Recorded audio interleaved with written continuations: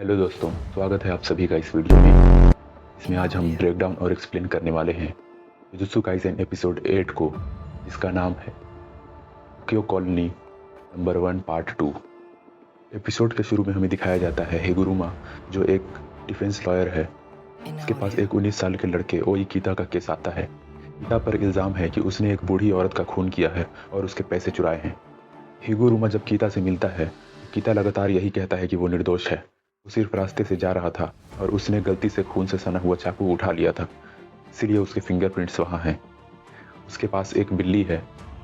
वो पुलिस वालों को देखकर इसलिए भागा था क्योंकि अगर वो पकड़ा जाता। उसने एक बिल्ली पाल रखा है, जबकि जहाँ वो रहता है वहाँ पेट्स को लाना मना है। पुलिस के रोके जाने पर भी वो रुकता नहीं और भाग जाता है, ये सोचकर कि अगर वो पकड़ा गया तो वो बिल्ली हंगर से मर जाएगी। हिगुरुमा अपनी अप्रेंटिस से बात कर रहा होता है। उसे लगता है कि ये लड़का निर्दोष है।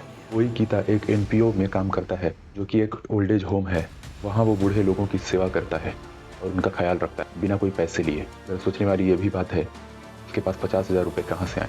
जब पहला ट्रायल होता है, जापान का लीगल सिस्टम में 90% केसेस में अगर आप पर चार्ज लगता है तो आपको सज़ा मिलती है, लेकिन हिगुरुमा दिन रात एक करके एविडेंस जमा करता है।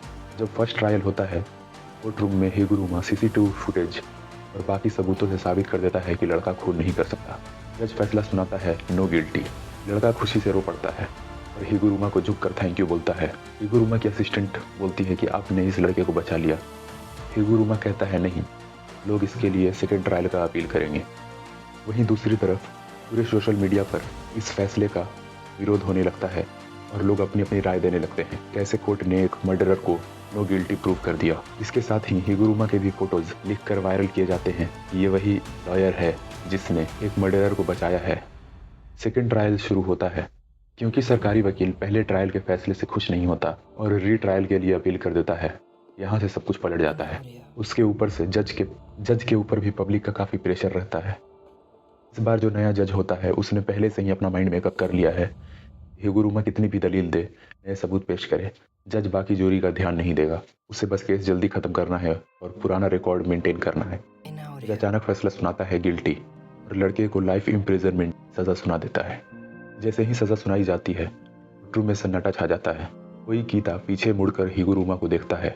उसकी आंखों में सब अब आंसू नहीं थे, क्योंकि अजीब सा डर था, धोखा और गुस्सा। उसकी आंखें जैसे हिगुरुमा से कह रही हैं, आपने भी मुझे झूठी होप दी, जो भरोसा दिलाया कि सब कुछ ठीक हो जाएगा। हिगुरुमा अंदर से टूट जाता है, मगर ये सोचता है थर्ड ट्रायल में वो कुछ न कुछ के उस लड़के को बचा लेगा। जब तीसरा ट्रायल होता है, भी फैसला बिल्कुल सेम रहता है। न एक्सट्रीम फ्रस्ट्रेशन लेकर गुस्से और अनफेयरनेस की वजह से हिगुरुमा का दिमाग हिल जाता है, तो वो वहीं बैठा सोचता रहता है। इसी फ्रस्ट्रेशन में उसकी कर्स टेक्निक अवेकन हो जाती है। अचानक हिगुरुमा के हाथ में जज वाला हथौड़ा आ जाता है और उसके पीछे उसका शिकिगामी जजमेंट प्रकट होता है। हिगुरुमा गुस्से में अपना हथौड़ा डेस्क पर जोर जोर से मारने लगता है। सबको चुप कराते हुए चिल्लाता है। वो कहता है सब चुप रहो, वो एक रीट्रायल शुरू कर रहा है। उसके बाद से हिगुरुमा ने फैसला कर लिया कि रियल वर्ल्ड का कानून बकवास है। उसने कलिंग गेम ज्वाइन कर ली। जजमेंट और डोमेन एक्सपेंशन के रूल्स अब उसके चलते हैं, बिल्कुल अनबायस्ड हैं। दूसरी तरफ यूजी और अमाई की मुलाकात होती है। अमाई एक कलिंग गेम प्लेयर है, पहले यूजी का क्लासमेट भी था। अमाई मिडिल स्कूल का एक लड़का है जो बुली ना होने के चलते उन लोगों का साथ देता है जो दूसरों को बुली करते हैं। एक सीन में हमें दिखाया जाता है कि कुछ लड़के एक लड़के को पीट रहे हैं और अमाई खड़ा होता हुआ देखता है। वहीं यूजी आता है और बाकी परेशान करते हुए लड़कों को पीटता है। अगले सीन में जब कलिंग गेम में यूजी को अमाई मिलता है, अमाई बताता है कि उसने यूजी को पहचान लिया और वो उसकी मदद करना चाहता है। अमाई यूजी को इके बुकुरो के एक थिएटर का रास्ता बताता है जहाँ हिगुरुमा रुका हुआ है। यूजी उसको रास्ता दिखाने के लिए थैंक यू बोलता है और अकेला थिएटर के अंदर चला जाता है। अमाई पूछता है कि क्या उसे कोई प्रोपेलर हेड वाला आदमी दिखा है। यूजी बताता है कि हाँ, उसने उसे हरा दिया। यूजी अंदर जाता है और देखता है कि हिगुरुमा पूरा फॉर्मल सूट पहने हुए पानी से भरे बाथटब में बैठा है, जो दिखाता है कि हिगुरुमा मेंटली कितना थक चुका है। हिगुरुमा कहता है कि जो कहना है जल्दी कहो। उससे आधे घंटे बात करने का चार्ज 5,000 येन है और फिर हंसते हुए मना करता है और फिर हंसते हुए कहता है कि वो बस दलाल वकील होने का नाटक कर रहा है। यूजी सीधे पॉइंट पर आता है। वो कहता है कि मुझे तुम्हारे 100 पॉइंट्स चाहिए ताकि मैं कलिंग गेम में नए रूल्स ऐड कर सकूं, अपनी बहन को बचा सकूं और इस गेम को रोक सकूं। हिगुरुमा साफ मना कर देता है।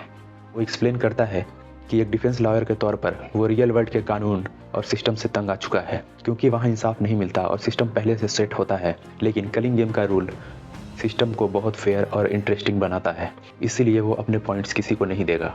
यूजी कहता है कि अगर कलिंग गेम इतना ही फेयर है तो कुछ लोगों को तो खेलने का मौका भी नहीं मिला। जब वो टेलीपोर्ट हो रहे थे तो बिना परफेक्ट लैंडिंग किए वो डायरेक्ट ज़मीन पर गिर पड़े और वो लोग वहीं मारे गए।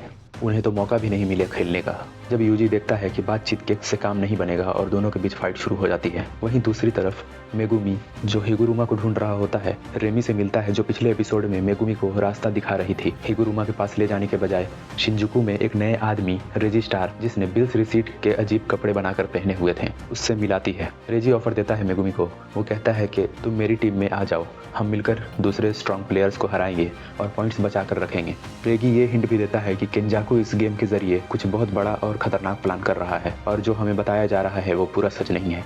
मेगुमी इन सब बातों को इग्नोर करके सीधा पूछता है, क्या तुम्हारे पास 100 पॉइंट्स हैं? जैसे ही मेगुमी को समझ आता है कि रेमी ने उसको बेवकूफ़ बनाया है और इन लोगों के पास पॉइंट्स नहीं है, उसका दिमाग गर्म हो जाता है। वो पूरे सेवेज और गुस्से वाले मोड में आता है और अपने शिकिगामी डिवाइन डॉग को समन करता है और बिना किसी हेजिटेशन के अपनी फाइटिंग पोजीशन ले लेता है। वो कहता है कि उसके पास इतनी फालतू बातों के लिए वक्त नहीं है। वहीं दूसरी तरफ हिगुरुमा जब देखता है कि यूजी फाइट करने वाला है, वो कामली अपने बाथटब से निकलता है और फाइट शुरू होते ही अपना डोमेन यूज करता है।